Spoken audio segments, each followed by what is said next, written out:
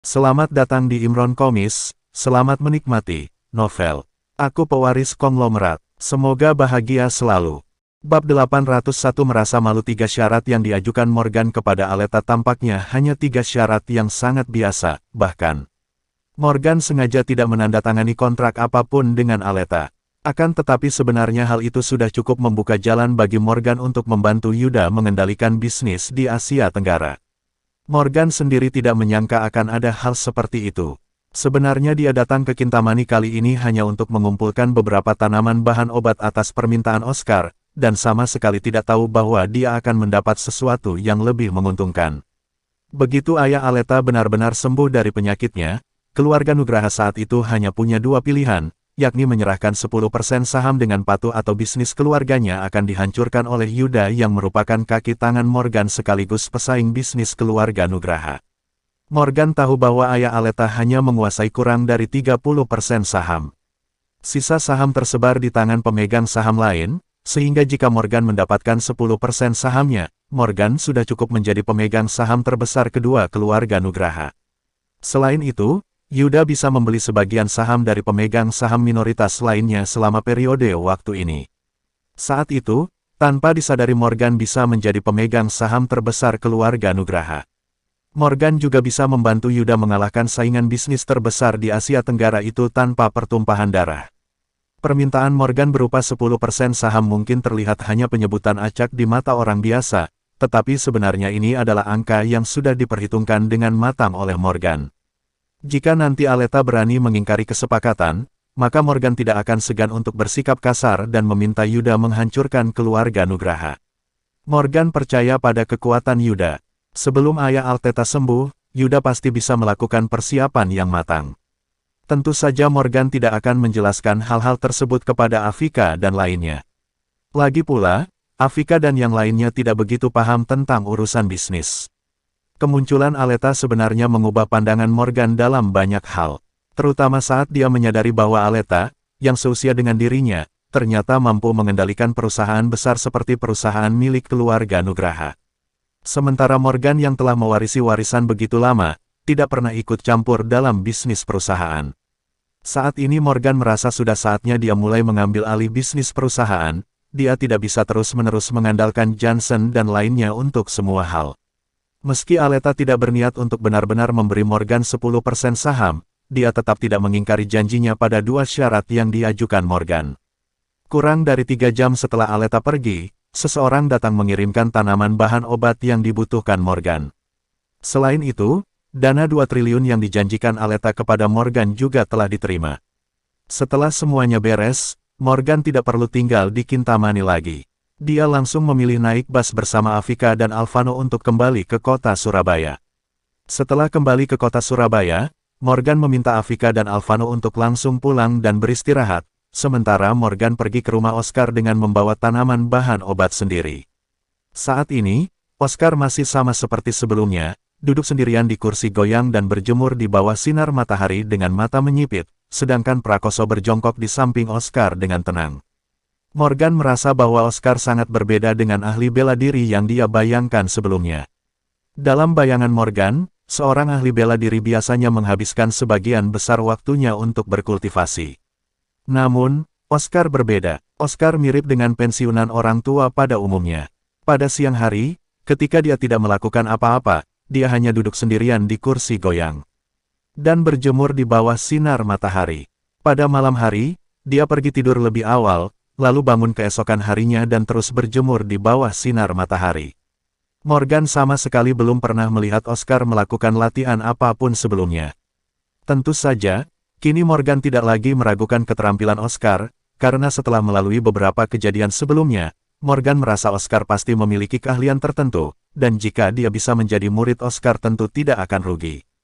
Morgan tersenyum ke arah Oscar, dan berkata, "Pak Tua, aku sudah menemukan semua tanaman bahan obat yang kamu inginkan." Setelah mendengar apa yang dikatakan Morgan, Oscar menoleh dan menatap Morgan dengan samar. Dia kemudian bertanya dengan lembut, "Apa kamu sudah menemukan gua harimau hantu?" "Ya, aku sudah menemukannya, dan aku juga menemukan tanaman bahan obat di gua harimau hantu," kata Morgan sambil mengangguk pelan. Kalau begitu kamu juga bertemu dengan Adibrata, lanjut Oscar. Kamu kenal Adibrata? Kilatan kebingungan seketika melintas di mata Morgan. Karena aku tahu di mana mencari rumput merah darah badi, maka aku sudah pasti tahu tentang Adibrata, jawab Carliri. Ya, aku memang bertemu Adibrata. Aku juga mengalahkan Adibrata, dan aku mendapatkan tanaman bahan obat ini. Morgan mengangguk kecil. Oscar bertanya pelan, apa Adibrata mati? Dia tidak mati, hanya lumpuh. Tapi kurasa dia tidak akan bisa melukai siapapun lagi, jawab Morgan. Aku tidak menyangka setelah bertahun-tahun, Adibrata masih ada. Ini sangat menarik. Dia telah melakukan hal-hal buruk selama bertahun-tahun. Kamu telah melakukan hal yang baik dengan melumpuhkannya. Oscar tersenyum dan menyipitkan mata seolah sedang mengingat sesuatu. Morgan tiba-tiba merasa ada yang tidak beres. Dia kemudian mengerutkan kening, dan berkata kepada Oscar dengan sedikit kesal, Pak Tua, kalau memang kamu tahu banyak tentang situasi di Gua Harimau Hantu, kenapa kamu tidak pergi sendiri? Kenapa kamu menyuruhku pergi ke sana? Apa kamu tahu betapa berbahayanya Adibrata? Aku sangat ketakutan di sana. Banyak orang yang mati dan terluka parah karena Adibrata. Oscar berkata dengan enteng, bukankah aku memberimu pil tinju dewa? Jika kamu bisa memakan pil tinju dewa, 10 Adibrata pun bukan lawanmu. Ini bukan tentang obat pil. Aku tidak mengerti. Kalau kamu tahu banyak tentang situasi di Gua Harimau Hantu, mengapa kamu tidak pergi sendiri? Mengapa kamu meminta aku pergi ke sana? Apa kamu hanya ingin melatihku? Tanya Morgan dengan nada bingung, melatihmu. Oscar tersenyum meremehkan setelah mendengar ini, dan kemudian berkata dengan ringan, latihan apa yang kamu lakukan di sana? Lalu kenapa kamu menyuruhku ke Gua Harimau Hantu? Tanya Morgan sedikit kesal. Oscar menjawab dengan enteng, aku tahu rumput merah darah abadi ini ada di Gua Harimau Hantu, dan aku juga tahu Adibrata menjaga rumput merah darah abadi di tempat itu. Alasanku tidak pergi ke sana adalah karena aku tidak mau repot-repot melakukan hal semacam itu. Itu adalah hal yang memalukan. Morgan tertegun, lalu bertanya dengan bingung, hal memalukan. Apa maksudnya? Oscar tidak menyangkal, tetapi langsung mengangguk dan berkata, ya, kalau aku sendiri yang mencoba merebut rumput merah darah abadi, itu akan membuat orang tertawa. Lagi pula, agak memalukan bagi orang setingkat aku merebut tanaman bahan obat milik orang lain. Morgan memandang Oscar dan terdiam sesaat. Kemudian dia menyipitkan matanya dan berkata, baiklah, aku mengerti.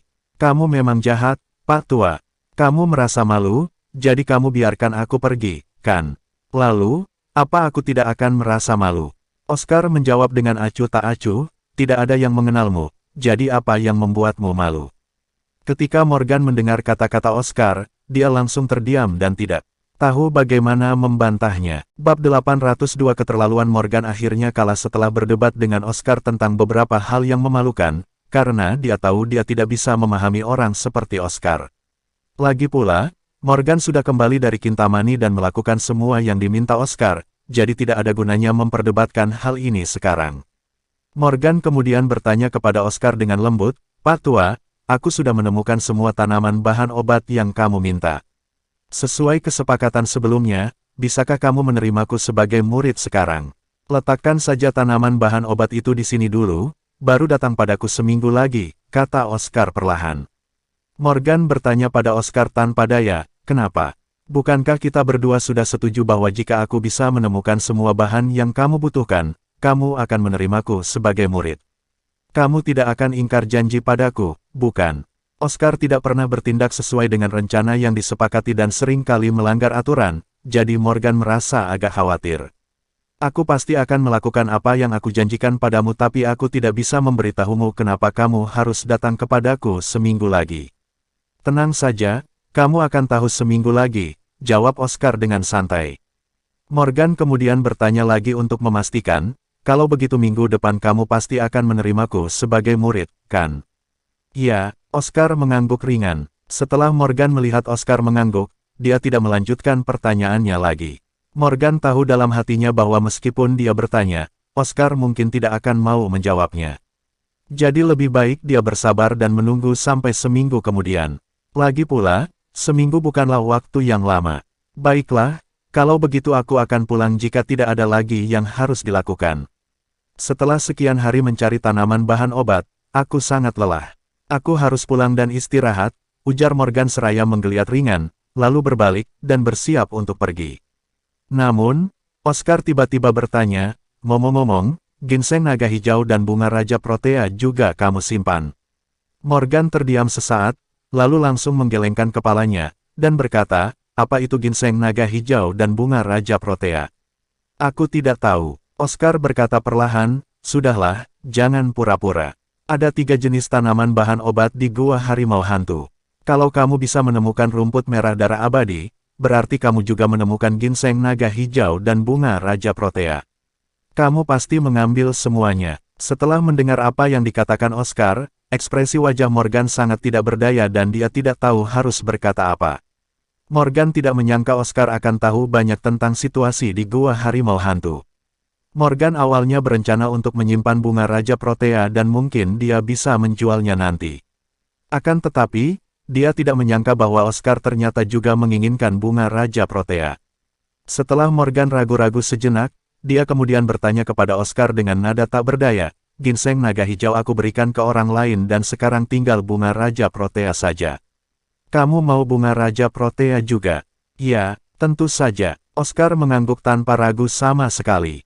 Morgan berkata dengan sedikit kesal, kenapa kamu mau semuanya? Kalau kamu mau semuanya, kenapa kamu tidak pergi ke gua harimau hantu bersamaku? Pak Tua, bukankah kamu terlalu berlebihan? Kalau kamu menjual ginseng naga hijau, maka kamu pasti mendapatkan banyak uang, jadi perjalanan kamu tidak sia-sia, bukan? Jawab Oscar acuh tak acuh.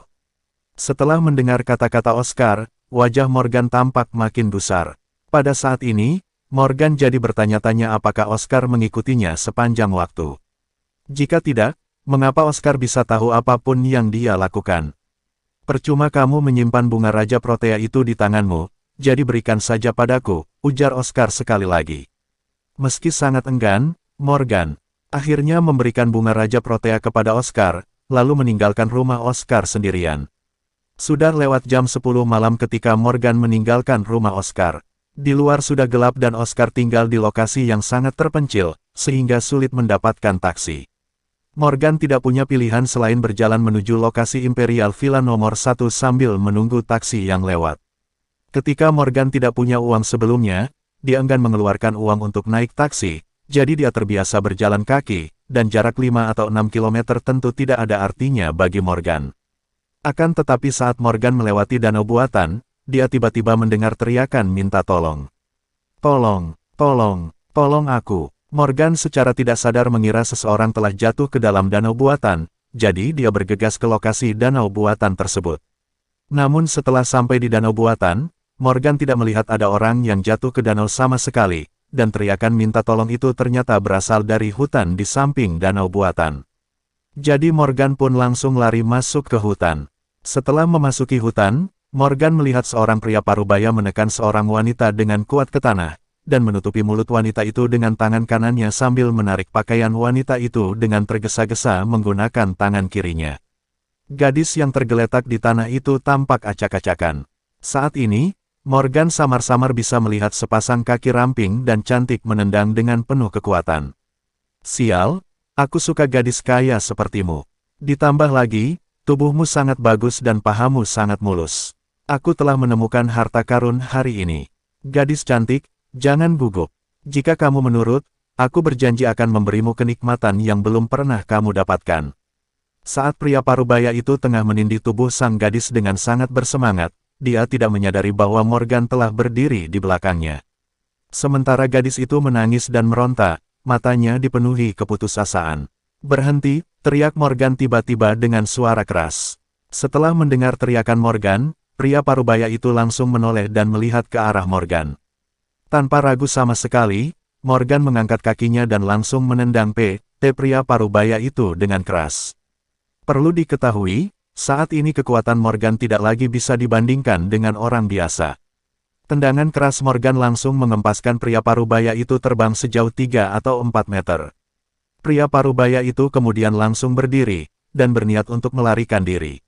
Dia tahu bahwa keterampilan Morgan tidak sederhana dan dia sama sekali tidak bisa menjadi lawan Morgan. Bagaimanapun dia yang bersalah, jika dia tetap di sini, dia tidak hanya akan dihajar tetapi juga akan dijebloskan ke penjara. Ketika Morgan melihat pria parubaya itu hendak melarikan diri, dia langsung mengambil langkah untuk mengejarnya seraya berteriak, "Kamu mau lari kemana? Jangan harap aku akan membiarkanmu pergi begitu saja." Akan tetapi, di saat yang sama, gadis yang tergeletak di tanah dengan cepat membuka mulutnya, dan berteriak, "Pria itu memegang pisau, jadi sebaiknya kamu tidak mengejarnya." Morgan ragu-ragu sejenak setelah mendengar perkataan gadis itu, lalu berhenti, berjalan ke sisi gadis itu, dan bertanya dengan lembut, "Apa kamu baik-baik saja?" "Ya," jawab gadis itu dengan cepat, lalu perlahan berdiri. Bab 803 bertemu Sandriana. Sebenarnya situasi keamanan di masyarakat sekarang ini masih terbilang sangat baik. Selain itu, sangat jarang hal seperti ini terjadi di sebelah danau buatan. Beruntung Morgan melihat kejadian tersebut saat berjalan pulang dan berhasil mencegah hal buruk yang mungkin akan dilakukan pria parubaya tadi terhadap gadis itu. Gadis itu berdiri perlahan setelah mengetahui bahwa pria parubaya yang menyerangnya tadi telah melarikan diri, dan kemudian menatap Morgan dengan penuh rasa terima kasih.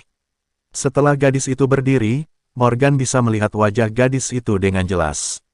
Morgan harus mengakui bahwa gadis yang berdiri di hadapannya itu memang sangat cantik. Usianya mungkin beberapa tahun lebih tua dari Morgan, dengan wajah halus berbentuk bulat. Rambut hitamnya terlihat berantakan saat ini, tetapi itu justru memunculkan godaan yang berbeda. Kulitnya yang putih tampak sangat menarik di bawah cahaya redup. Tinggi gadis itu hampir 1,7 meter dan puncak kembar di dadanya terlihat sangat montok. Selain itu, kakinya yang jenjang dan ramping membuatnya terlihat seperti model. Gadis itu mengenakan blazer formal berwarna coklat dengan kemeja putih di dalamnya. Akan tetapi karena kerah lehernya sempat ditarik oleh pria parubaya tadi, Morgan samar-samar bisa melihat bra berenda hitam di dalamnya. Belahan DA yang dalam terlihat sangat menarik bagi mata Morgan, ditambah sepasang stoking sutra hitam yang dikenakan di kakinya dengan sepasang sepatu hak tinggi yang indah, membuatnya terlihat makin menarik. Pada saat ini, Morgan akhirnya mengerti kenapa pria parubaya itu menyerang gadis itu. Gadis itu memang sangat menarik, dan wajar jika pria parubaya tadi tidak bisa menahan diri. Setelah gadis itu merapikan pakaiannya sebentar, dia kemudian berkata kepada Morgan dengan nada yang sopan dan sangat berterima kasih, "Terima kasih banyak atas bantuanmu hari ini. Jika bukan karena kamu, aku mungkin telah..." Gadis itu tidak bisa menahan tangis ketika dia mengatakan ini. Dia masih tampak sedikit takut. Morgan berkata dengan lembut kepada gadis itu, "Tidak masalah, aku kebetulan lewat di sini tadi. Kamu seorang gadis, lain kali jika kamu keluar sendirian, sebaiknya kamu berhati-hati." Gadis itu mengeluarkan sejumlah uang dari tasnya sambil berbicara dan hendak memasukkannya ke tangan Morgan. Aku tidak tahu bagaimana harus berterima kasih, kamu bisa menerima uang ini." Namun, Morgan langsung menolak tawaran gadis itu. Kemudian dia berkata dengan santai, "Aku tidak membantumu untuk uang. Hanya ada sedikit orang di sini dan tidak aman. Jika tidak ada hal lain, kamu sebaiknya segera pergi dari sini." Gadis itu kembali berkata kepada Morgan dengan nada yang sangat serius, "Tolong ambil uang ini. Jika kamu tidak mengambilnya, aku akan terus gelisah. Lagi pula, kamu telah memberiku bantuan yang sangat besar. Sungguh, tidak perlu. Apa ada hal lain?" "Jika tidak ada hal lain, aku pergi dulu," tolak Morgan sekali lagi. Jika dia adalah Morgan di masa lalu, dia tentu akan mengambil uang itu tanpa ragu-ragu. Akan tetapi sekarang Morgan sudah tidak kekurangan uang sama sekali, jadi dia tentu saja tidak akan menerimanya. Ketika gadis itu melihat bahwa Morgan sepertinya berencana untuk pergi, jejak kecemasan muncul di matanya yang indah. Dia dengan cepat mengulurkan tangan dan meraih lengan Morgan, lalu berkata dengan lembut, "Tunggu sebentar." Morgan menoleh untuk melihat gadis cantik itu, dan bertanya dengan nada bingung, "Apa ada lagi yang kamu butuhkan?" "Begini, aku ingin meminta tolong padamu," kata gadis antik itu dengan lembut. Morgan membeku sejenak, dan bertanya langsung, "Bantuan apa? Katakan padaku, bisakah kamu mengantarku pulang?" tanya gadis cantik pada Morgan dengan suara rendah. Morgan langsung membeku. Setelah mendengar kata-kata gadis cantik itu, lalu bertanya dengan nada yang sangat bingung, "Apa?" "Begini, aku minum alkohol hari ini, jadi aku memanggil supir pengganti ketika aku keluar. Tetapi aku tidak menyangka ternyata supir pengganti itu akan melakukan hal jahat padaku di tengah jalan. Tadi dia memberitahuku bahwa mobilnya rusak dan memintaku untuk keluar dari mobil. Lalu aku mengikutinya untuk memeriksa kondisi mobil. Aku keluar dari mobil tanpa banyak berpikir, tetapi dia kemudian memaksaku ke sini dengan membawa pisau. Papar gadis cantik itu menjelaskan kepada Morgan. Kemudian dia menunjuk ke Maserati merah yang berada tidak jauh dari posisi mereka berdiri, dan berkata, mobilku yang diparkir di pinggir jalan itu. Hanya ada sedikit taksi yang lewat di daerah sini. Aku khawatir tidak bisa mendapatkan taksi nanti. Morgan memandangi gadis cantik di depannya dan ragu-ragu selama beberapa detik. Kemudian dia berkata dengan lembut, baiklah, aku sudah memutuskan untuk membantumu, dan aku akan membantumu sampai akhir. Lagi pula, akan sangat berbahaya bagimu untuk berada di sini sendirian, jadi sepertinya aku memang harus mengantarmu pulang. Setelah melihat Morgan setuju, gadis cantik itu tampak makin bersemangat. Dia segera berkata kepada Morgan, terima kasih banyak. Jangan khawatir, aku tidak akan membiarkanmu membantu dengan sia-sia. Suatu saat nanti, aku pasti akan membalas kebaikanmu. Kamu tidak perlu berterima kasih, sudah takdir kita berdua untuk saling mengenal satu sama lain dan saling membantu, balas Morgan sambil tersenyum, lalu membawa gadis cantik itu ke pinggir jalan.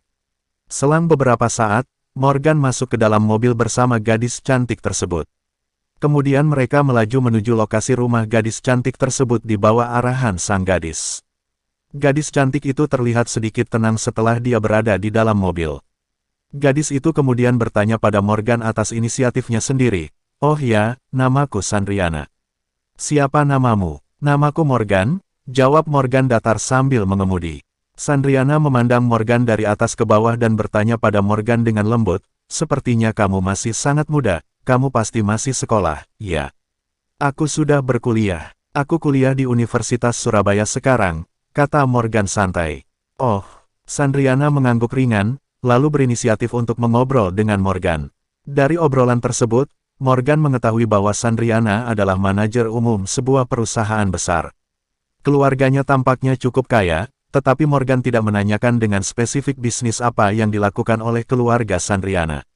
Sebenarnya Morgan tahu situasi keluarga Sandriana pasti sangat kaya, karena harga mobil Sandriana tidak murah. Seseorang yang bisa mengendarai mobil seperti itu pasti punya banyak uang. Bab 804 kembali ke kampus setelah Morgan meninggalkan rumah Sandriana, dia kembali ke Imperial Villa nomor 1 sendirian. Sesampainya di villa, Morgan langsung mandi dan berbaring di tempat tidur untuk istirahat.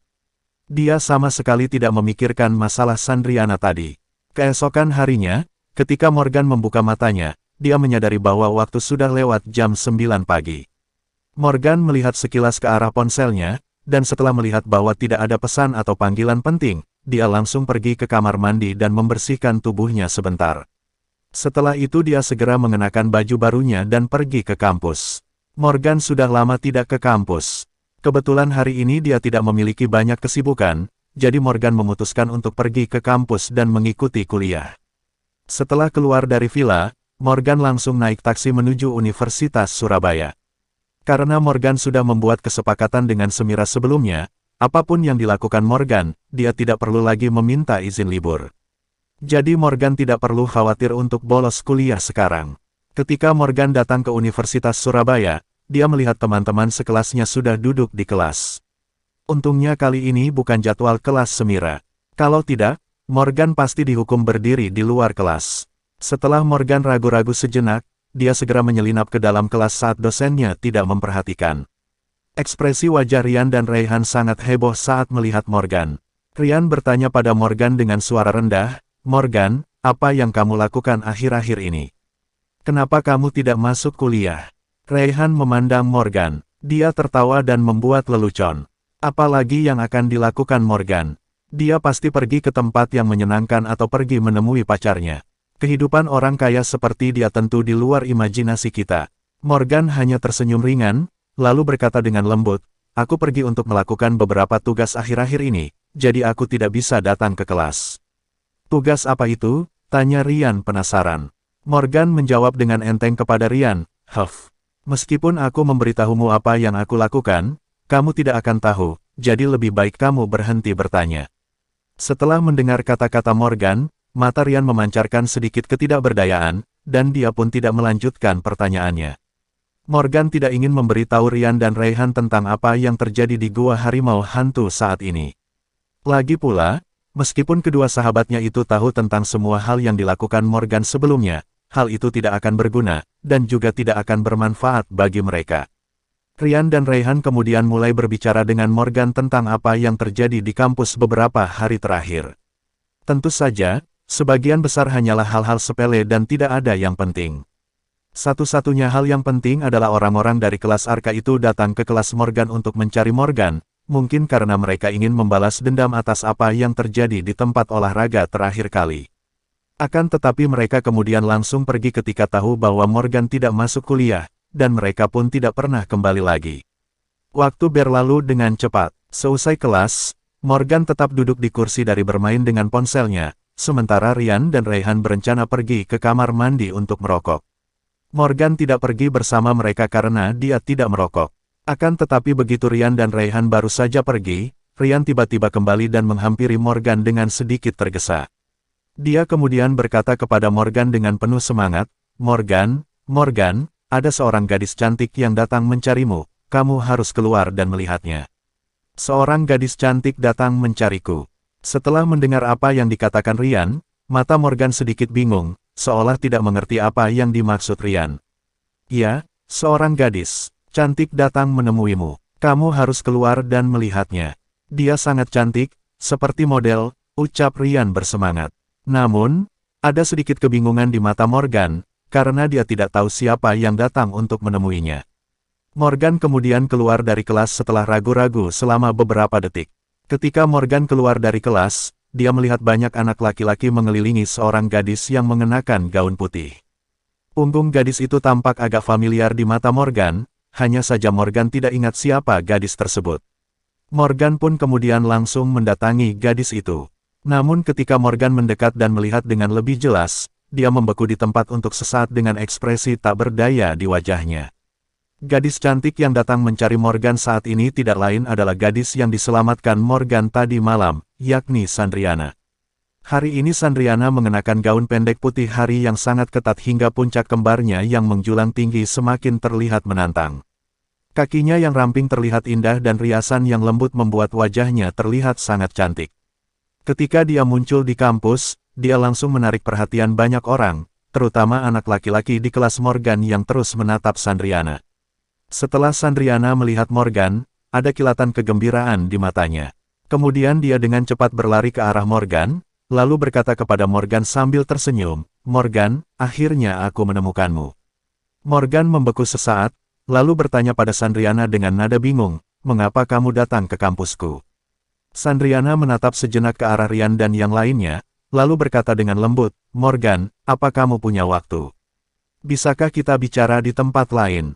Saat ini, Morgan tahu bahwa tidak nyaman bagi Sandriana untuk berbicara di depan begitu banyak orang, jadi dia tidak menolak setelah memikirkannya. Kemudian dia mengikuti Sandriana menuju area luar kampus. Ryan, Rayhan dan yang lainnya memandang punggung Morgan dan Sandriana dengan ekspresi iri di wajah mereka.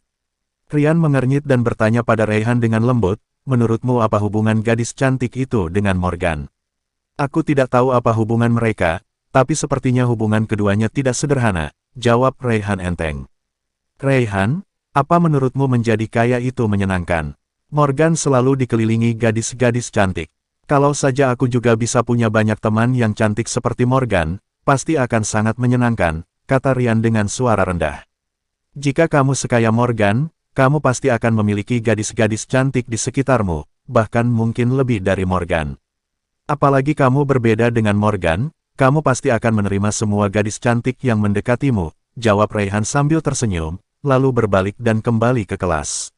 Di sisi lain, setelah Morgan pergi bersama Sandriana, Morgan menoleh dan melirik Sandriana, lalu bertanya dengan lembut, kenapa kamu mencariku ke kampus? Apa ada hal penting yang ingin kamu sampaikan padaku? Sandriana menatap Morgan dan bertanya dengan nada penasaran, kenapa kamu pergi tiba-tiba tadi malam? Morgan hanya bisa tersenyum canggung saat mendengar pertanyaan Sandriana. Setelah dia memilih alasan secara acak, dia kemudian berkata dengan santai, aku sedikit mengantuk tadi malam dan sudah sangat larut, jadi aku buru-buru pulang. Sandriana menatap Morgan dengan tatapan yang sedikit genit. Kemudian dia berkata dengan nada lembut, apa kamu khawatir aku akan memakanmu? Mendengar perkataan Sandriana, Morgan memandang gadis itu dan tersenyum, tetapi tidak mengatakan apa-apa. Morgan tidak melihatnya dengan sangat jelas tadi malam, tapi saat ini Morgan merasa Sandriana tampak lebih cantik dan menawan dari tadi malam. Padahal semalam saja gadis ini terlihat sangat menawan, tapi ternyata jika dilihat di siang hari, kecantikannya seolah meningkat berkali-kali lipat. Morgan tidak menyangka bahwa dia secara tidak sengaja menyelamatkan seorang gadis yang sangat cantik. Bab 805 Balas Budi. Sandriana menjelaskan dengan tenang kepada Morgan, "Morgan, jadi begini, tadi malam aku awalnya berencana memberimu sejumlah uang untuk berterima kasih karena aku tidak tahu cara yang lebih baik untuk berterima kasih. Selain itu, menurutku kamu adalah seorang mahasiswa dan mungkin kekurangan uang. Akan tetapi aku tidak menyangka kamu akan pergi begitu saja. Jadi aku coba datang ke kampusmu hari ini untuk mencari kamu, dan sepertinya kamu cukup terkenal di sini sehingga aku bisa segera menemukan kelasmu dengan mudah." "Oh, begitu," ujar Morgan seraya mengangguk ringan setelah mendengar kata-kata Sandriana. Dia kemudian menatap Sandriana dan kembali bertanya, "Lalu untuk apa kamu mencariku sekarang? Kamu datang bukan untuk memberiku uang lagi, kan?" Sandriana memandang Morgan dan berkata dengan cepat, "Tidak, aku pikir karena kamu tidak mau menerimanya ketika aku memberimu uang, itu berarti kamu tidak kekurangan uang. Jadi aku di sini hari ini untuk mentraktirmu makan sebagai ucapkan terima kasihku padamu." Ada sedikit keraguan di mata Morgan saat mendengar kata-kata Sandriana. Ketika Sandriana melihat Morgan tidak berbicara, dia segera melanjutkan, "Kamu tidak mau menerima uang yang aku berikan padamu. Jika kamu bahkan tidak mau menerima traktiranku sekarang, aku akan merasa sangat sedih." Oke, baiklah. Aku bersedia." Morgan dengan enggan setuju. Setelah melihat Morgan setuju untuk pergi, Sandriana kembali bertanya pada Morgan dengan suara lembut, "Jadi apa kamu punya waktu hari ini?" Morgan berpikir jika dia tidak pergi makan bersama Sandriana sekarang, gadis itu pasti akan terus mencarinya dan tidak akan menyerah. Jadi dia pikir akan lebih baik jika dia lebih cepat menyelesaikan urusan dengan Sandriana. "Aku punya waktu sekarang dan kebetulan aku sedikit lapar. Ayo kita pergi makan sekarang," sahut Morgan dengan nada tak berdaya. Sandriana mengedipkan matanya yang besar dan indah, lalu bertanya dengan nada bingung, "Apa kamu tidak ada kelas lagi?" Morgan berpikir sejenak dan berkata dengan lembut, "Aku ada kelas, tapi itu tidak terlalu penting. Selain itu, karena kamu sudah datang ke sini, aku tidak bisa membiarkanmu menunggu di sini sepanjang waktu, lebih baik aku pergi makan denganmu dulu." "Baiklah kalau begitu, mobilku diparkir di luar kampus," ucap Sandriana seraya mengangguk, lalu langsung berjalan keluar kampus, sementara Morgan mengekor di belakang Sandriana. Setelah meninggalkan kampus, Sandriana langsung membawa Morgan ke sebuah resto yang sangat terkenal di Surabaya. Sandriana menoleh dan bertanya pada Morgan sambil tersenyum, "Kamu belum pernah ke sini sebelumnya, kan?" "Ya, aku belum pernah ke sini," jawab Morgan langsung ambil menggelengkan kepalanya. Sandriana memandang Morgan dan terus bertanya, "Kalau begitu, apa kamu suka makanan barat?" "Aku bisa makan apa saja," jawab Morgan langsung. "Kalau begitu ayo makan di sini, aku suka makanan di sini," kata Sandriana seraya mengangguk, lalu langsung mendorong pintu mobil hingga terbuka. Kemudian dia melangkah masuk ke restoran dengan kakinya yang ramping dan indah. Setelah ragu-ragu sejenak, Morgan akhirnya mengikuti Sandriana ke dalam restoran. Setelah memasuki restoran, Morgan melihat bahwa suasana di dalam restoran cukup bagus. Selain itu, tidak banyak tamu saat ini, tetapi Morgan dapat mengetahui dari cara para tamu-tamu tersebut berpakaian terlihat dengan jelas bahwa mereka pasti sangat kaya. "Kamu pasti menghabiskan banyak uang untuk makan di sini, kan?" tanya Morgan pada Sandriana pelan. "Untuk ukuran mahasiswa sepertimu, mungkin terbilang banyak, tetapi itu bukan apa-apa bagiku," jawab Sandriana dengan percaya diri. Keluarga Sandriana memang sangat kaya. Jadi ketika dia berbicara, dia akan mengungkapkan beberapa informasi kepada Morgan secara sengaja atau tidak sengaja.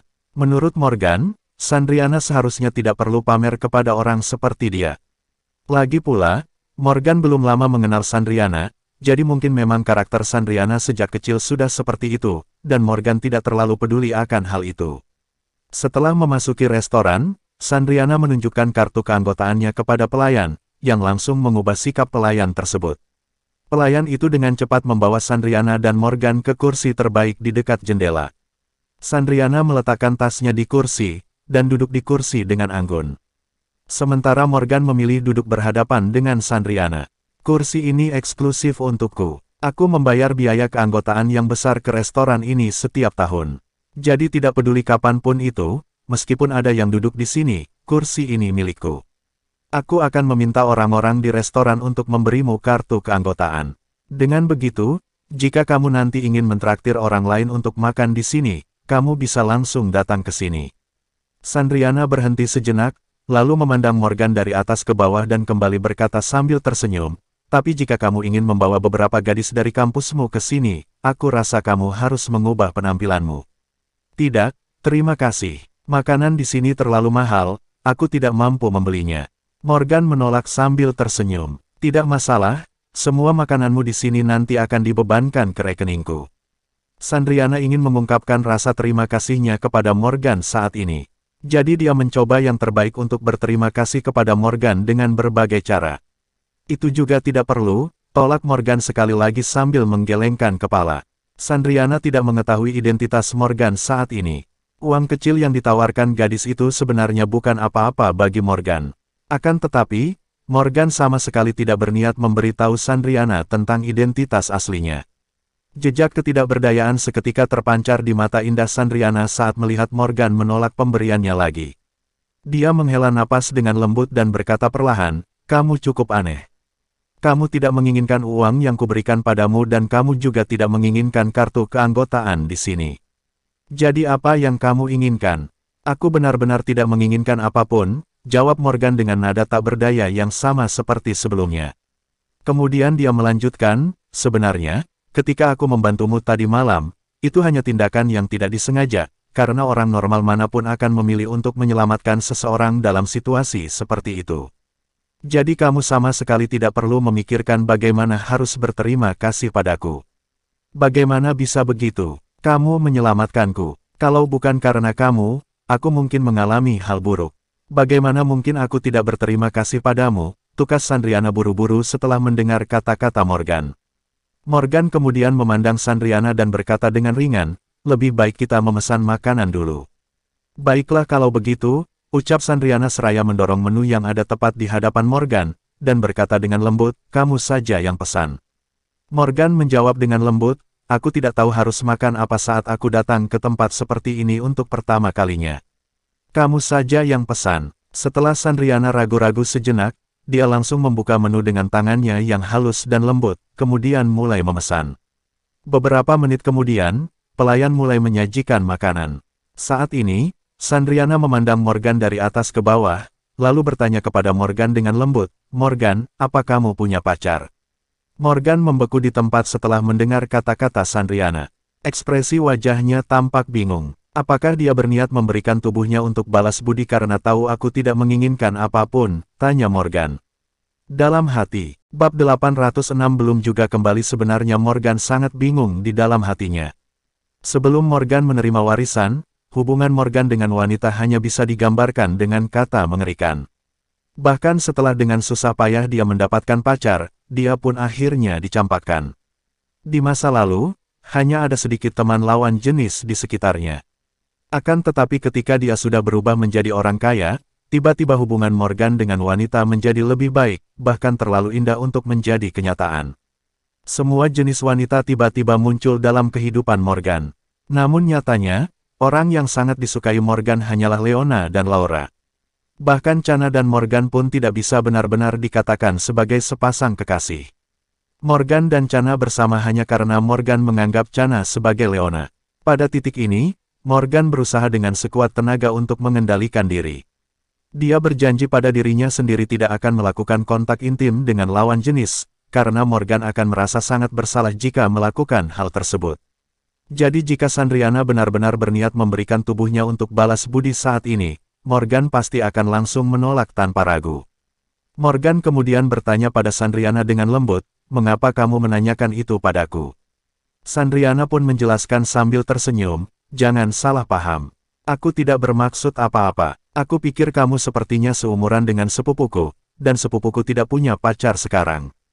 Jika kamu juga tidak punya pacar, aku mungkin bisa memperkenalkan sepupuku itu padamu." Morgan dengan cepat menjawab, tidak perlu. Sandriana memandang Morgan dan melanjutkan, kenapa tidak perlu? Dengar, Morgan, sepupuku itu sangat cantik dan keluarganya juga sangat kaya. Jika kamu bisa menjalin hubungan dengan sepupuku, itu akan menjadi keberuntungan untukmu. Aku sudah punya pacar, kata Morgan tak berdaya. Saat ini, Morgan merasa Sandriana terlalu antusias. Dia bahkan mulai meragukan tujuan gadis itu datang menemuinya. Meskipun kamu sudah punya pacar, apa yang kamu takutkan? Sandriana tidak menganggap serius kata-kata Morgan, dan kembali berkata dengan santai, kamu masih bisa berganti pacar. Jika kamu bisa bersama sepupuku, kamu tidak perlu khawatir tentang apapun di masa depan. Sepupuku adalah anak tunggal dan keluarganya sangat kaya. Semua uang mereka akan menjadi milikmu nanti. Morgan berkata dengan lembut sambil mengunyah makanan, itu benar-benar tidak perlu. Aku memiliki hubungan yang sangat baik dengan pacarku. Sandriana memandang Morgan sambil tersenyum dan minum anggur merah, lalu berkata, apa gunanya berada dalam hubungan yang baik? Sepupuku terlihat cantik dan memiliki tubuh yang bagus. Selain itu keluarganya juga sangat kaya. Bagaimana jika aku menunjukkan foto sepupuku itu? Apa kamu ingin aku memberimu nomor sepupuku? Kalian berdua bisa saling berkenalan dulu. Ketika Morgan memandang Sandriana, ekspresi wajahnya sangat tidak berdaya. Dia benar-benar tidak tahu harus berkata apa saat ini. Setelah melihat Morgan tidak lagi berbicara, Sandriana justru mengeluarkan ponselnya seraya berkata, sebentar, biar aku carikan foto sepupuku itu. Ketika Morgan melihat Sandriana mengeluarkan ponselnya, dia buru-buru bertanya untuk mengalihkan pembicaraan, Kak Sandriana, pekerjaan apa yang kamu lakukan? Morgan sengaja mengganti topik pembicaraan saat ini, karena jika dibiarkan, dia merasa Sandriana akan terus memaksa untuk memperkenalkan sepupunya. Morgan tidak punya ide untuk pergi kencan buta sekarang, Leona dan Laura saja sudah membuatnya sangat pusing. Jika ada gadis lain, Morgan pasti akan gila. Jadi betapapun cantiknya gadis lain itu, Morgan tidak tertarik. Apa, pekerjaan apa yang aku lakukan? Ketika Sandriana mendengar kata-kata Morgan, dia perlahan meletakkan ponselnya, lalu berkata, keluargaku memiliki beberapa perusahaan. Apa kamu tahu Iskandar Group? Aku tidak tahu. Morgan menggelengkan kepalanya dengan ringan. Sandriana kemudian berkata dengan sangat serius, Grup Iskandar adalah milik keluargaku. Aku adalah general manajer Grup Iskandar sekarang. Bisnis keluarga kami terbilang rumit karena melibatkan banyak industri. Kamu mungkin tidak banyak tahu, tetapi bisnis kami secara khusus berfokus di industri konstruksi. Oh, begitu. Morgan mengangguk ringan tanpa berkata apa-apa lagi. Aku ingin memberimu uang, tetapi kamu tidak mau. Aku akan memperkenalkanmu dengan seorang gadis, kamu juga tidak mau. Atau begini saja, setelah kamu lulus nanti, datanglah ke perusahaan kami. Aku akan mengaturkan pekerjaan yang lebih baik untukmu. Kamu tidak perlu khawatir tentang gajinya. Pasti akan jauh lebih baik daripada pekerjaan yang kamu temukan sendiri nanti, kata Sandriana perlahan. Mari kita bicarakan hal itu nanti setelah aku lulus. Morgan tahu bahwa Sandriana benar-benar bertekad untuk membalas budi padanya. Jika dia tetap menolak, Sandriana mungkin akan menggunakan tawaran lain. Jadi sebaiknya dia mengiyakan Sandriana untuk sementara. Lagi pula, masih butuh 2 tahun bagi Morgan untuk lulus. 2 tahun mendatang, Sandriana mungkin sudah melupakan masalah ini. Baiklah kalau begitu. Belum terlambat juga untuk membicarakannya setelah kamu lulus nanti. Hubungi aku setelah kamu lulus. Oke, ucap Sandriana seraya mengangguk dengan lembut, lalu bertanya lagi kepada Morgan sambil tersenyum, tapi, Morgan, kamu harus benar-benar memikirkan sepupuku. Menurutku kamu cukup baik dan tampan. Jika kamu bersama sepupuku, kamu pasti lebih baik daripada para playboy yang bersama dengan sepupuku itu. Aku benar-benar sudah punya pacar, jadi kamu tidak perlu repot-repot, kata Morgan tak berdaya sambil menatap Sandriana. Namun, Sandriana hanya tersenyum ringan dan tidak menjawab perkataan Morgan. Gadis itu kemudian berdiri, dan berkata kepada Morgan, aku sibuk mengobrol denganmu sejak tadi, lipstik di bibirku sudah hilang. Aku akan pergi ke toilet untuk memperbaiki sebentar. Tunggu aku di sini, dan jangan kemana-mana. Ya, silakan. Morgan mengangguk. Mendengarkan kata-kata Morgan, Sandriana langsung berbalik dan berlari ke toilet. Morgan pun duduk sendirian dan melanjutkan makan. Makanan di restoran ini terbilang sangat mahal karena ternyata makanan yang mereka sajikan memang sangat enak. Bahkan Morgan, yang tidak terlalu menyukai makanan barat, menganggapnya enak. Morgan tanpa sadar melihat ke arah kursi yang ada di hadapannya. Sebenarnya, Morgan merasa Sandriana adalah gadis yang cukup baik, setidaknya dia memiliki hati yang sangat baik. Tidak hanya cantik dan kaya, tetapi karakternya juga tidak seperti gadis kebanyakan yang Morgan kenal. Sandriana pasti sudah bertanya tentang Morgan pada teman-temannya ketika dia datang ke kampus. Itu sebabnya dia sangat antusias memperkenalkan seorang gadis dan pekerjaan kepada Morgan, karena di mata sebagian besar mahasiswa Universitas Surabaya, Morgan adalah orang yang miskin. Morgan sendiri tidak membenci apa yang dikatakan Sandriana. Lagi pula, jika Sandriana masih bisa memperlakukan dirinya seperti ini, meski dia tahu bahwa Morgan adalah pemuda miskin, maka itu membuktikan bahwa Sandriana memang seorang gadis yang sangat baik. Selama ini sangat jarang Morgan melihat gadis yang tulus seperti Sandriana, yang tetap bersikap baik padanya tanpa memandang rendah sedikitpun. Dalam sekejap mata, 7 atau 8 menit berlalu. Morgan hampir selesai makan. Kemudian dia tanpa sadar melirik ke arah ponselnya. Baru saat itulah Morgan menyadari bahwa Sandriana belum juga kembali. Morgan mengerutkan kening, menghela napas dan bergumam pada dirinya sendiri, perlu waktu berapa lama bagi seorang gadis untuk pergi ke kamar mandi. Ini sudah lama sekali, tapi dia masih belum juga kembali. Bab 807 Penculikan. Meskipun Sandriana pergi ke kamar mandi untuk memperbaiki riasan wajahnya, hampir 10 menit telah berlalu sejak Sandriana pamit. Bukankah waktu 10 menit sudah cukup untuk sekadar memperbaiki riasan? Setelah Morgan ragu-ragu sejenak, dia merasa Sandriana tidak mungkin meninggalkannya. Lagi pula, tas Sandriana masih ada di sini dan ponselnya juga masih ada. Jika Sandriana benar-benar melarikan diri, ponsel dan tasnya tidak mungkin ditinggalkan begitu saja. Jadi, Morgan tetap duduk di sana dan menunggu beberapa menit lagi. Akan tetapi, setelah menunggu sekian lama, Sandriana belum juga kembali. Morgan tiba-tiba merasa ada yang tidak beres. Jika Sandriana benar-benar menghadapi masalah mendesak dan harus pergi, dia tentu tidak akan meninggalkan semua barangnya di sini, dan dia juga pasti akan memberitahu Morgan sebelumnya. Bayangan Sandriana dalam bahaya tiba-tiba melintas di benak Morgan. Dia merasa tidak enak. Akhir-akhir ini, niat Bank Merchant mencari pembunuh bayaran untuk menyerang Morgan kian tergambar jelas, sehingga Morgan menjadi khawatir. Mungkin saja Sandriana disalahpahami oleh pembunuh Bank Merchant sebagai pacarnya dan sekarang gadis itu berada dalam bahaya. Memikirkan hal ini, Morgan tidak bisa berpikir terlalu banyak. Saat itu juga dia langsung berlari ke kamar mandi restoran. Mungkin karena dia terlalu sering bertemu dengan pembunuh, jadi Morgan merasa sangat cemas sekarang. Dia benar-benar khawatir Sandriana bertemu dengan seorang pembunuh.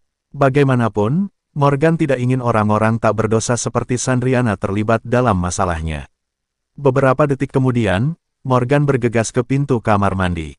Akan tetapi, saat ini Morgan tiba-tiba menyadari masalah yang sangat serius. Sandriana pasti berada di kamar mandi wanita sekarang, sementara Morgan laki-laki. Tentu saja dia tidak bisa masuk. Setelah Morgan ragu-ragu sejenak, dia kemudian berteriak dengan suara lantang, "Sandriana, apa kamu di dalam?" "Kak Sandriana." Setelah Morgan berteriak dengan suara keras, dia menyadari bahwa tidak ada jawaban dari arah kamar mandi. Saat ini, ekspresi wajah Morgan makin tegang. Jadi setelah ragu-ragu sejenak, dia langsung bergegas masuk ke kamar mandi. Ketika Morgan baru saja masuk ke kamar mandi, dia melihat seorang gadis berbaju hitam berdiri di depan cermin di kamar mandi. Gadis itu langsung menutup mulutnya dan berteriak dengan marah, "Hei, dasar pergilah dari sini. Apa yang kamu lakukan di toilet wanita?" "Hah? Kakak, diamlah, jangan berisik. Kamu akan membuat orang-orang salah paham nanti." Morgan menatap gadis itu dan ada jejak ketidakberdayaan di matanya. "Dasar salam paham apa? Akan lebih baik jika orang-orang tahu ada pria di sini. Cepat keluar dari sini." Gadis itu mengambil tasnya dan langsung mengulurkan tangan untuk menamparkan Morgan. Morgan secara naluriah mengulurkan tangan juga untuk menghadang tamparan gadis itu. Kemudian dia bertanya kepada gadis itu dengan cemas, "Kakak, apa kamu melihat seorang gadis tadi masuk?" Dia mengenakan gaun putih, wajahnya cantik dan memiliki tubuh yang bagus. Gadis itu kemudian berkata kepada Morgan dengan ekspresi sangat marah, kenapa aku harus memberitahumu? Cepat keluar dari sini, dasar C.I. Jika kamu tidak keluar, aku akan memanggil keamanan sekarang. Morgan mengerutkan kening dan bertanya kepada gadis itu, kakak, gadis ini adalah temanku. Aku khawatir temanku dalam bahaya. Pernahkah kamu melihat gadis itu? Setelah mendengar kata-kata Morgan, ekspresi wajah gadis itu tampak mulai tenang. Dia memandang Morgan dari atas ke bawah dan bertanya dengan lembut, bagaimana aku tahu kalau yang kamu katakan itu benar? Bisa saja kamu memang pria C, yang ingin melakukan hal buruk. Kakak, jika aku benar-benar ingin mengintip di toilet wanita, aku tidak akan masuk seperti ini, bukan? Kenapa aku harus masuk secara terang-terangan? Morgan menatap gadis itu dan melanjutkan, apa kamu melihat gadis itu? Setelah ragu sejenak, gadis itu berkata dengan suara rendah kepada Morgan, iya, aku memang melihat seorang gadis dengan gaun pendek berwarna putih tadi keluar, dia kebetulan keluar ketika aku masuk. Apa kamu yakin? Tanya Morgan sambil mengernyitkan dahi. Tentu saja aku yakin, karena gadis itu memiliki tubuh yang cukup bagus, jadi aku melihatnya lagi ketika aku masuk, di situ mengangguk dengan sangat serius. Morgan terus bertanya, kapan kamu masuk? Setelah mengingat beberapa saat, gadis itu menjawab, sekitar 5 atau 6 menit yang lalu. Terima kasih, kakak, Morgan berkata dengan cemas, lalu berbalik dan berlari keluar dari kamar mandi. Jika yang dikatakan gadis itu benar, seharusnya Sandriana sudah keluar dari kamar mandi 5 menit yang lalu.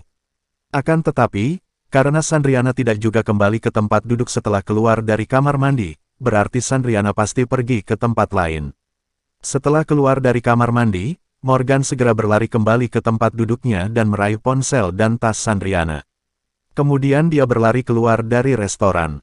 Karena Sandriana adalah anggota dari restoran ini, maka dia sudah menandatangani tagihan sebelumnya dan tagihannya akan langsung diambil dari rekeningnya. Dia tidak perlu membayar sama sekali, dan pelayan itu tentu saja tidak akan menghentikan Morgan.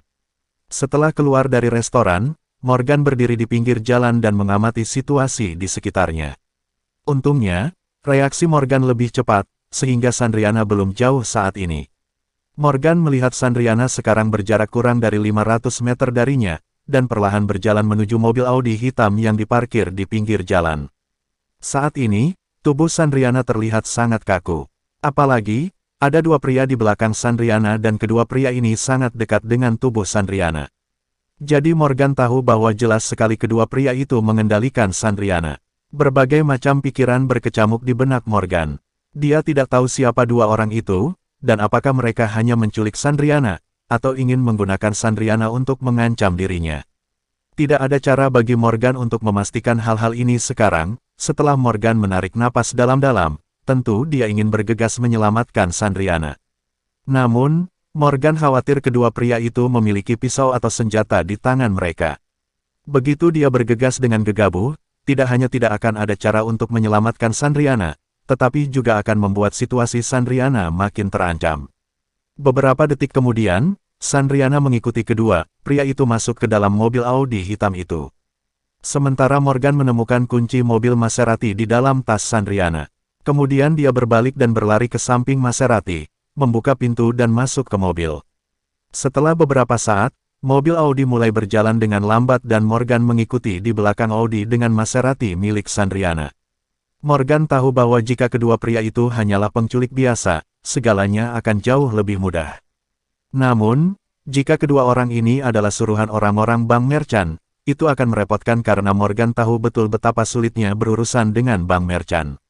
Jika Sandriana benar-benar berada dalam bahaya hanya karena urusan Morgan dengan bank merchant, Morgan akan merasa sangat bersalah di dalam hatinya.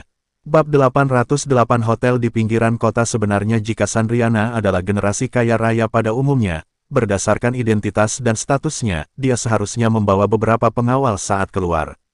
Apalagi Sandriana merupakan seorang general manajer dari sebuah perusahaan besar, yaitu Iskandar Group. Selain itu, dia juga merupakan cucu dari pemilik Iskandar Group, jadi seluruh aset Iskandar Group kelak pasti akan jatuh ke tangan Sandriana. Sandriana adalah gadis berkulit putih, kaya, dan cantik. Dengan tingkat kecantikan di atas rata-rata gadis pada umumnya, pasti akan ada banyak pria yang mengincar Sandriana. Hanya saja, karakter Sandriana terbilang sangat dingin. Dia lebih suka pergi sendirian, dan hampir tidak pernah didampingi pengawal. Jika saja Sandriana bersedia membawa beberapa pengawal, dia tentu tidak akan mengalami masalah seperti kejadian tadi malam dan hari ini. Kecepatan mobil Audi hitam yang terlalu cepat, ditambah dengan ada banyak mobil di kota, membuat Morgan yang mengikuti mobil tersebut tidak mudah terlihat. Morgan awalnya berencana untuk memanggil Hadi, Johnson dan lainnya, tetapi setelah dipikir-pikir, Morgan memutuskan untuk tidak melakukannya. Dia pikir jika dia bertindak sendiri, masalahnya mungkin akan relatif kecil dan bahkan sulit bagi para penculik untuk mengenali dirinya. Namun jika Johnson, Hadi dan lainnya bergerak bersama, maka akan terjadi banyak keributan. Hal itu justru akan membuat mereka curiga dan mungkin penculiknya akan langsung menyerang Sandriana secara impulsif. Untuk itu, Morgan memilih untuk tidak menghubungi siapapun dan hanya mengikuti mobil penculik itu secara diam-diam sepanjang waktu. Kurang lebih setengah jam kemudian, mobil Audi tadi melaju keluar dari kota Surabaya menuju ke arah pinggiran kota. Setelah sampai di pinggiran kota, Morgan sengaja memperlambat laju mobil yang dikendarainya karena jumlah mobil di pinggiran kota makin sedikit. Jika Morgan terlalu dekat, hal itu tentu akan membuat mereka curiga. Setelah berputar-putar di pinggiran kota, mobil Audi tersebut akhirnya berhenti di depan sebuah hotel. Hotelnya tidak terlihat mewah, bahkan bisa dibilang cukup standar. Mungkin karena lokasinya yang relatif jauh, tidak banyak orang yang datang. Morgan merasa karena para penculik membawa Sandriana ke sini, berarti para petugas hotel ini tidak mungkin ada hubungannya dengan para penculik. Jika tidak, tentu para penculik tersebut tidak akan pernah memilih lokasi yang begitu jauh. Setelah mobil Audi berhenti, para penculik langsung menarik Sandriana keluar dari mobil, lalu membawa gadis itu masuk ke hotel. Morgan memarkir mobilnya di pinggir jalan. Setelah melihat penculik Sandriana memasuki hotel, Morgan menarik napas dalam-dalam, lalu membuka pintu dan keluar dari mobil. Setelah turun dari mobil, Morgan pun melangkah masuk ke hotel. Begitu melihat Morgan, resepsionis di meja depan tersenyum dan bertanya kepada Morgan, "Halo, Tuan, berapa kamar yang Anda butuhkan?" "Satu kamar saja," jawab Morgan enteng. Resepsionis itu kembali bertanya sambil tersenyum, "Hotel kami memiliki kamar tidur besar, kamar bisnis, dan kamar romantis. Boleh saya tahu jenis kamar apa yang Anda butuhkan?" Apa barusan ada dua laki-laki dan seorang perempuan masuk?" tanya Morgan lembut sambil mengerutkan kening. Resepsionis itu mengangguk pelan. "Benar, 3 tamu baru saja datang. Begini, ketiga orang ini adalah temanku, kamu hanya perlu membuka kamarku di sebelah kamar mereka," kata Morgan sambil mengeluarkan kartu identitasnya. Melihat wajah Morgan, resepsionis itu tampak sedikit bingung dan berkata, "Tuan, maaf, Anda mungkin dapat menghubungi teman Anda, tetapi kami tidak dapat mengungkapkan lokasi kamar tamu tersebut.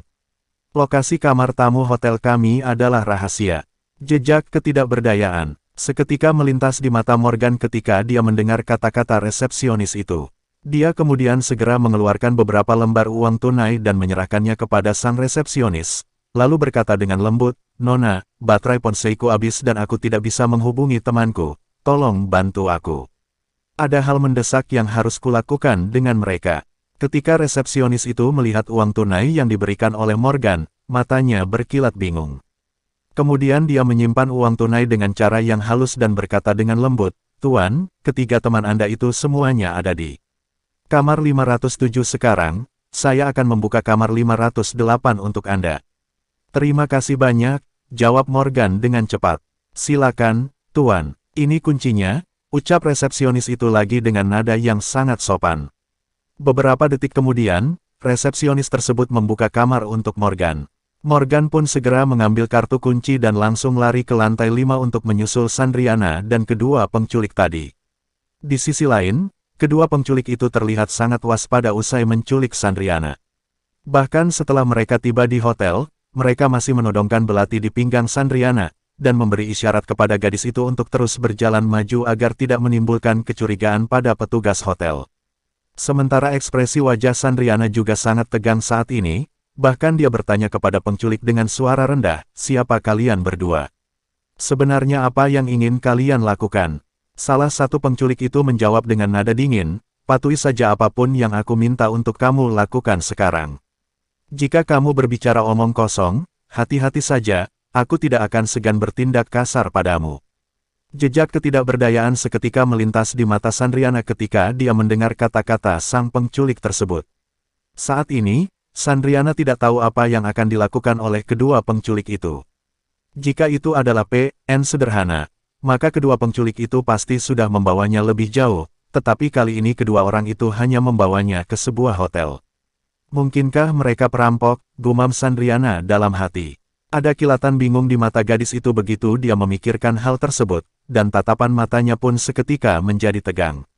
Selang beberapa saat kemudian, Sandriana dibawa ke pintu kamar 507 oleh kedua penculik tersebut. Salah satu penculik itu membuka pintu dan berkata dengan dingin, "Cepat masuk." Sandriana mengerutkan kening dan berkata dengan dingin, "Apa yang kalian semua coba lakukan?" Salah satu penculik berkata dengan suara dingin dan ekspresi sangat marah di wajahnya, "Mengapa kamu berbicara begitu banyak omong kosong? Kamu tidak mematuhiku ketika aku memintamu masuk." Hah. Mendengar ucapan pria penculik tersebut, Sandriana menyadari bahwa emosi kedua penculik itu sangat tidak stabil sekarang, jadi dia tidak berani memprovokasi kedua penculik itu, dan hanya bisa menuruti perintah mereka untuk segera masuk ke kamar. Setelah masuk ke kamar, seorang penculik yang lebih muda mengeluarkan tali yang telah disiapkan sebelumnya, kemudian mengikat kedua kaki dan tangan Sandriana. Setelah kedua pria itu mengikat Sandriana, mereka menghela napas dan merasa lega. Tampaknya tak satu pun dari mereka yang mengira bahwa PN hari ini akan begitu lancar. Bagaimanapun, Sandriana adalah General Manager Iskandar Group dan kekayaan bersihnya setidaknya lebih dari 1 triliun. Menculik wanita dengan status sebesar itu seharusnya tidaklah mudah. Jika bukan karena seseorang menawarkan harga yang sangat tinggi, kedua orang ini tidak akan berani menerima tugas ini sama sekali. Sebelum beraksi, kedua orang itu sebenarnya merasa sangat khawatir. Akan tetapi setelah melakukannya, kedua penculik itu menyadari bahwa PN Sandriana sebenarnya sangat mudah, karena tidak ada pengawal di sekitar gadis itu. Saat ini, Sandriana tengah berbaring di tempat tidur, dan merasa sangat putus asa di dalam hatinya. Dia tidak tahu apa tujuan kedua orang yang menculiknya itu, dan dia juga tahu bahwa tidak ada yang bisa menyelamatkan dirinya sekarang. Bab 809 tidak perlu khawatir di dalam ruangan. Setelah salah satu penculik melihat tangan dan kaki Sandriana diikat, ekspresinya terlihat santai. Dia kemudian meraih sebatang rokok dan memandang Sandriana dari atas ke bawah. Sandriana mengerutkan kening dan bertanya dengan dingin, "Apa yang akan kalian lakukan?" "Hehe, kamu akan tahu apa yang akan kita lakukan sebentar lagi." Penculik muda itu mencibir, kemudian menoleh dan berkata kepada penculik yang lain, "Kakak, lihat, gadis dari keluarga kaya ini memang berbeda. Lihat sosok dan penampilannya, dia benar-benar sangat menggerahkan. Bahkan hanya dengan melihat saja sudah membuatku ingin menggigitnya." Bobby, penculik yang terlihat lebih tua itu hanya melihat ponselnya dan tidak mengatakan sepatah kata pun. "Kakak, aku sudah tidak tahan lagi. Tolong biarkan aku bersenang-senang. Jika aku bisa bermain dengan gadis berpangkat tinggi, aku akan bahagia bahkan jika aku mati," kata penculik muda yang bernama Brandon itu sambil tersenyum. Namun, ada kilatan amarah di mata Bobby saat mendengar perkataan Brandon. Dia menyipitkan matanya dan berkata, "Apa kamu benar-benar gila? Sudah berapa kali aku memberitahumu bahwa orang-orang yang memberi kita tugas secara khusus menyuruh kita untuk tidak menyentuh gadis ini. Jika kamu menyentuh gadis ini, kita berdua tidak akan mendapat 1 sen pun." "Mengerti, hehe, aku hanya bercanda, Kak." Brandon tersenyum canggung. Bobby itu melanjutkan, "Saat kita berdua menyelesaikan pekerjaan kita kali ini, kita akan punya uang, dan gadis seperti apa yang tidak bisa kita dapatkan nanti. Tidak perlu mengambil resiko besar karena seorang gadis seperti dia." "Hehe, itu benar," balas Brandon mengangguk tanpa berkata apa-apa lagi. Sementara Bobby terus menunduk menatap ponselnya, seolah sedang menunggu sesuatu. Sandriana berbaring di tempat tidur sambil memperhatikan keduanya. Pada saat ini, ekspresi wajahnya tampak lebih tenang, karena dia tahu bahwa dia tidak lagi berada dalam bahaya. Pada saat yang sama, Morgan sudah sampai di depan pintu kamar 507. Morgan menempelkan telinganya ke pintu kamar. Karena efek kedap suara ruangan tidak terlalu bagus, Morgan dapat dengan jelas mendengar percakapan di dalam ruangan. Melalui percakapan antara kedua orang tersebut, Morgan bisa menganalisis bahwa kedua penculik tersebut adalah penculik profesional. Selain itu, Pasti ada seseorang di belakang kedua orang tersebut dan Sandriana sepertinya tidak berada dalam bahaya saat ini. Meskipun dia tidak tahu mengapa kedua orang ini menculik Sandriana, samar-samar Morgan bisa merasakan bahwa kedua orang ini tidak dikirim oleh Bank Merchant untuk berurusan dengannya karena gaya kerja kedua orang ini sangat berbeda dengan orang-orang yang disewa Bank Merchant. Bank Merchant selalu meremehkan Morgan. Oleh karena itu, jika orang-orang Bank Merchant benar-benar ingin melakukan sesuatu pada Morgan, mereka biasanya menyewa pembunuhnya dan melakukannya secara langsung.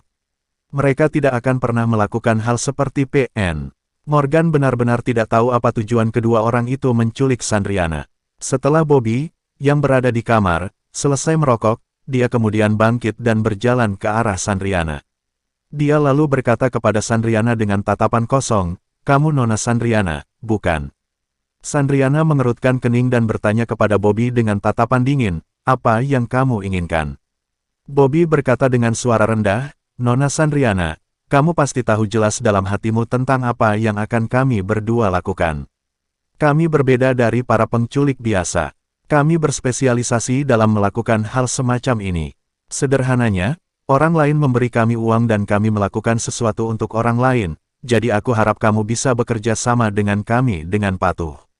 Sandriana mengerutkan kening dan berkata, "Berhenti bicara omong kosong, apa yang kamu coba lakukan?" Bobby berkata perlahan, "Tujuan kami menculikmu kali ini sangat sederhana. Ada beberapa orang yang ingin berbicara baik denganmu nanti, jadi sebaiknya kamu bekerja sama dengan patuh, sehingga kita semua bisa lebih santai." Sandriana menarik napas dalam-dalam, dengan ekspresi tenang di wajahnya, dan berkata, "Apa yang sebenarnya kamu inginkan? Uang atau yang lainnya? Jika kamu memintanya sekarang, aku bisa memberikannya kepadamu.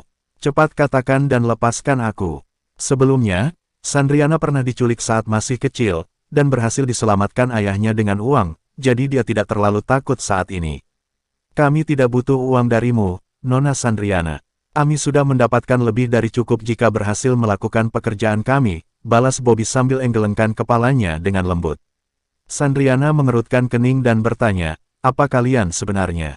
Bobby tersenyum dan berkata, "Namaku Bobby, dan orang ini adalah adikku, Brandon. Kamu pasti sudah pernah mendengar nama kami, kan?" Sandriana tercengang saat mendengar jawaban Bobby dan ekspresi wajahnya sangat terkejut. Ya, Sandriana memang pernah mendengar nama kedua orang ini. Bobby dan Brandon adalah pembunuh yang sangat terkenal di kota Surabaya.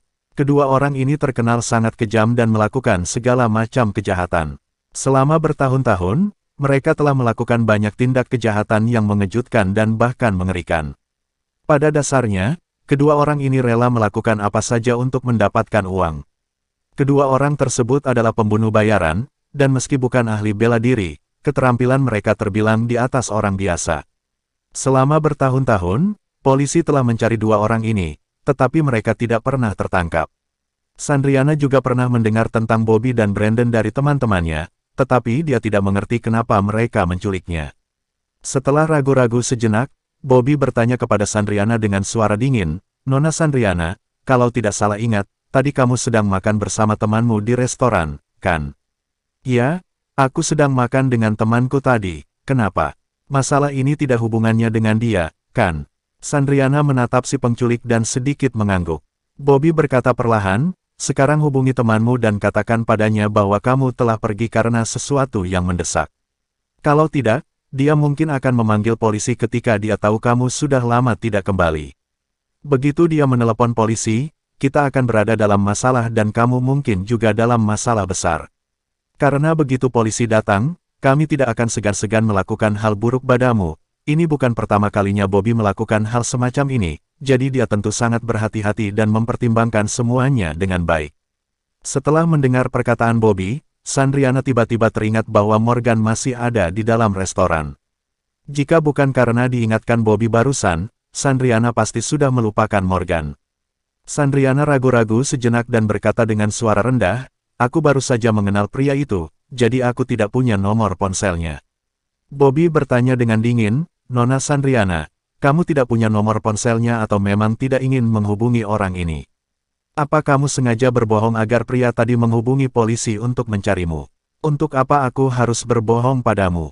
Sandriana menatap Bobby dengan tegas, lalu melanjutkan, Selain itu, aku juga tidak membawa ponsel ketika aku keluar tadi.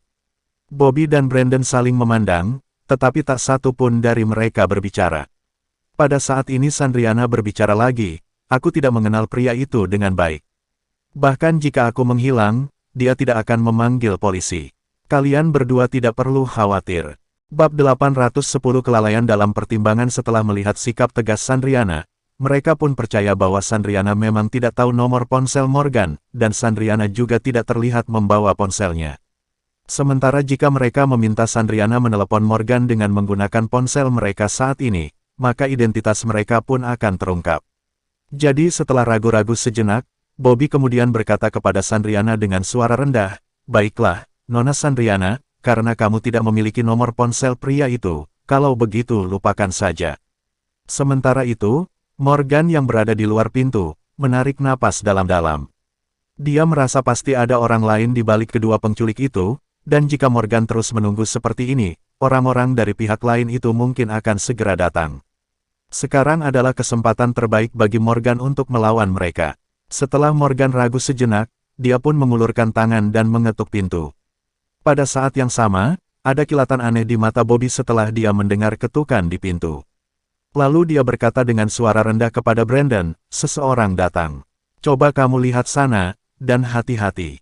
Petugas hotel tadi seharusnya sudah pergi." Brandon sedikit mengangguk setelah mendengar kata-kata Bobby. Namun, Brandon tetap tidak mengendurkan kewaspadaannya. Lagi pula, itu bukan pertama kalinya mereka melakukan hal seperti ini. Jadi dia tidak bisa bertindak dengan sembarangan. Brandon perlahan mendekati pintu dengan belatinya, lalu mengerutkan kening dan berkata, "Siapa?" Setelah mendengar kata-kata Brandon, mata Morgan sedikit gugup. Morgan tahu di dalam hatinya bahwa jika dia berbicara saat ini, Brandon pasti akan menyadari ada yang tidak beres. Jadi Morgan memilih untuk menahan napas dan tidak berbicara. "Siapa?" ulang Brandon setelah melihat bahwa Morgan tidak menanggapi, lalu tanpa sadar dia membuka pintu untuk memastikan siapa yang datang. Setelah mendengar suara pintu dibuka, Morgan langsung mengangkat kakinya ke arah pintu untuk mencegah Brandon menutup pintu itu lagi.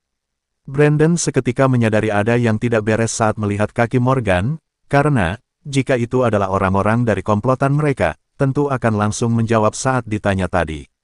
Brandon secara naluriah mengulurkan tangan dan menutup pintu untuk mencegah hal-hal yang tidak diinginkan. Namun, Morgan tidak memberikan kesempatan kepada Brandon untuk bereaksi. Dia mengulurkan tangannya dan langsung meraih lengan Brandon. Kemudian, dengan kekuatannya yang tiba-tiba, dia menarik Brandon dengan keras, lalu mengangkat kaki kanannya dan langsung menendang perut Brandon.